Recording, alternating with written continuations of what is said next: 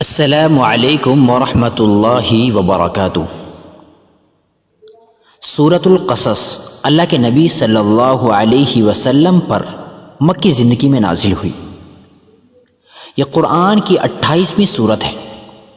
یہ سورہ اس وقت نازل ہوئی جب مکہ کے مشرکین مسلمانوں پر ظلم و تشدد کر رہے تھے۔ قرآن میں سب سے زیادہ حضرت موسیٰ علیہ السلام کا ذکر موجود ہے۔ حضرت موسیٰ علیہ السلام کی زندگی کے اہم واقعات سورہ قصص میں ذکر کیے گئے ہیں۔ اللہ تعالیٰ نے انبیاء کرام کو لوگوں کی رہنمائی کے لیے مبعوث کیا ہے۔ ہر ایک نبی نے اپنے زمانے اور ماحول کے مطابق اپنی اپنی دعوتی سرگرمیوں کو انجام دیا۔ حضرت موسیٰ علیہ السلام کی اہم اور ترجیحی ذمہ داری یہ تھی کہ فرعون کی حکومت کا خاتمہ کریں اور بنی اسرائیل کو فرعون کے چنگل سے آزاد کرائیں۔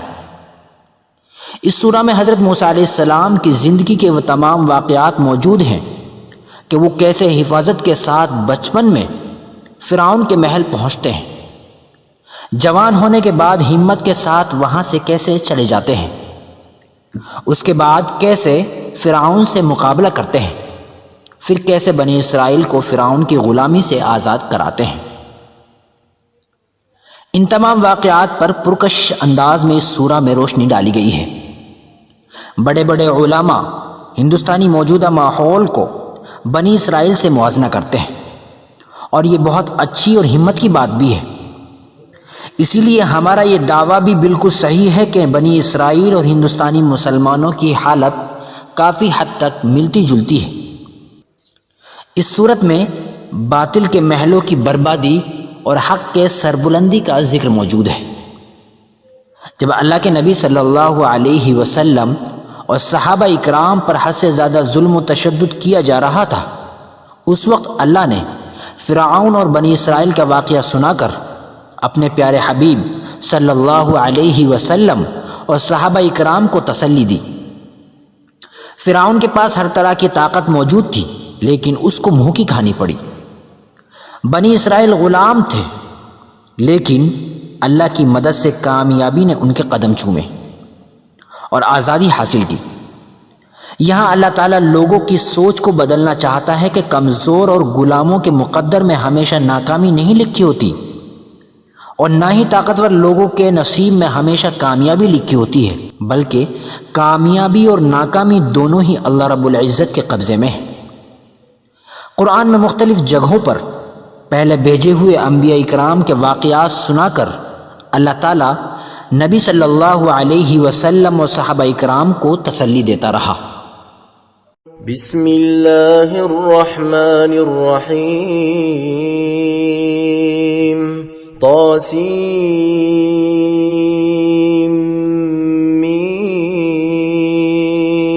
طاسیم میم۔ تلك آیات الکتاب المبین۔ یہ واضح کتاب الہی کی آیات ہیں۔ نتلو علیک من نبأ موسیٰ وفرعون بالحق لقوم یؤمنون۔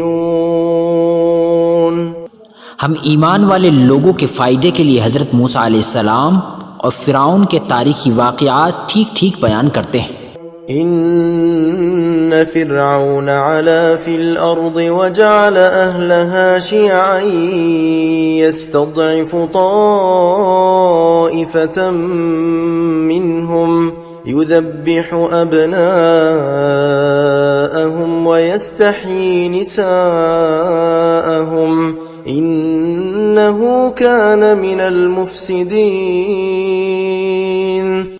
یقیناً فرعون نے زمین میں سرکشی مچا رکھی تھی اور وہاں کے لوگوں کو جماعتوں میں تقسیم کر رکھا تھا، اور ان میں سے ایک جماعت کو کمزور کر رکھا تھا، اور ان کے لڑکوں کو تو ذبح کر ڈالتا تھا اور ان کی لڑکیوں کو ذلت کے ساتھ زندہ چھوڑ دیتا تھا۔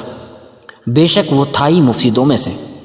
وَنُرِيدُ أَن نَّمُنَّ عَلَى الَّذِينَ اسْتُضْعِفُوا فِي الْأَرْضِ وَنَجْعَلَهُمْ أَئِمَّةً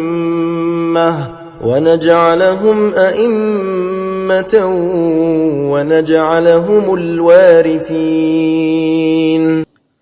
پھر ہماری چاہت ہوئی کہ جنہیں زمین میں بے حد کمزور کر دیا گیا تھا ہم انہی کو لیڈر اور زمین کا وارث بنائیں، ونمكن لهم في الأرض ونري فرعون وهامان وجنودهما منهم ما كانوا يحذرون، اور انہیں زمین میں اقتدار دیں، فرعون اور حامان اور ان کی فوجوں کو وہ کر کے دکھا دیں جس چیز کی وجہ سے وہ مظلوموں سے ڈرتے تھے۔ جس وقت زمین میں فساد اور ناانصافی عام ہو گئی اس وقت انصاف اور امن کا علم بردار بن کر اللہ کے مرضی کے مطابق انبیاء اکرام زمین پر تشریف لاتے رہے۔ سورہ قصص کی شروعاتی آیتوں میں مصر کی اس وقت کے حالات کا ذکر کیا گیا ہے۔